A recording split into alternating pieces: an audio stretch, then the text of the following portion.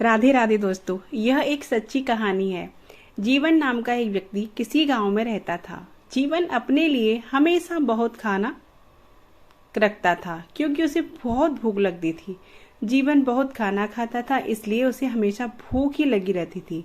अगर जीवन में कोई आदमी कहे कि अभी तुम्हें भूख है, तो जीवन के मुंह से कभी नहीं निकलती थी।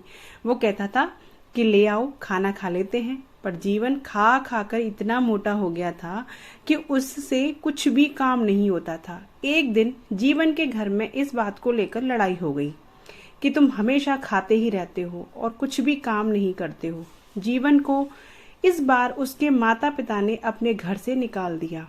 अब जीवन के पास कुछ भी नहीं था और वह सोच रहा था कि क्या करूं, अब तो मेरा घर भी नहीं है। तभी उसकी नजर एक साधु बाबा पर पड़ी और जीवन उनके पास चला गया। जीवन ने साधु जी से कहा कि आप मुझे कोई काम दे दीजिए जिससे मेरी भूख का कुछ किया जा सके। साधु जी ने पूछा कि क्या कर सकते हो तुम।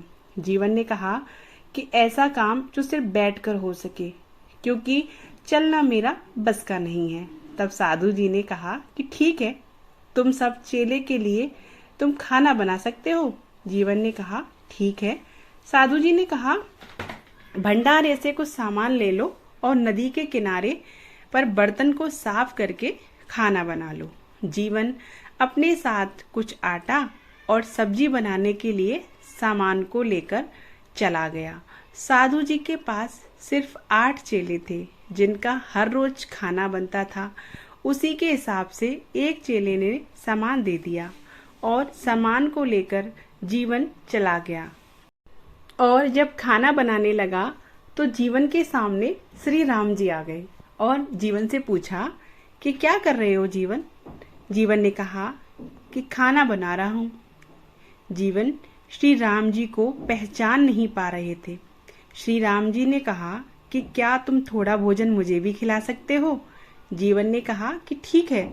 जब भोजन बन चुका तो जीवन ने श्री राम जी को भोजन दे दिया और भोजन करके श्री राम जी बोले कि अगले दिन हम और हमारे भाई भी आएंगे, उनके लिए भी भोजन तैयार कर लेना जीवन।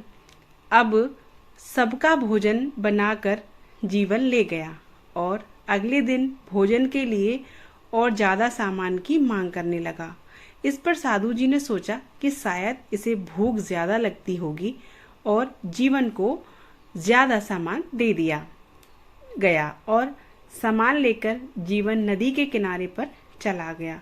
जब जीवन ने खाना बना लिया तो श्री राम जी के साथ लक्ष्मण जी भी आ गए और खाना खाकर इस बार श्री राम जी ने कहा कि कल हम अपनी पत्नी के साथ आएंगे, उनके लिए भी खाना बनाना है।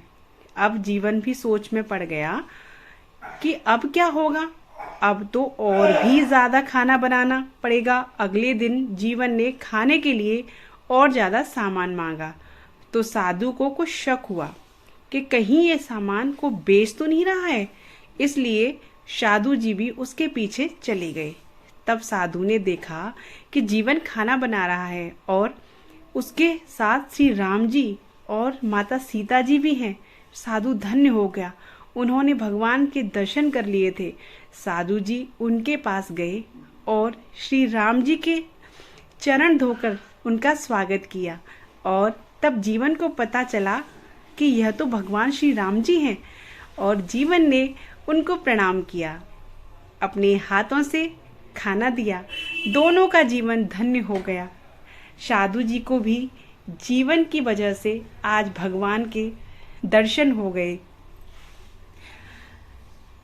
दोस्तों, भगवान हर जगह पर हैं, हम भी उन्हें देख नहीं पाते क्योंकि हमारे अंदर बुरी भावना छुपी रहती है और भगवान उन्हीं को देखते हैं जो हमेशा अपने मन में भगवान को याद करते हैं।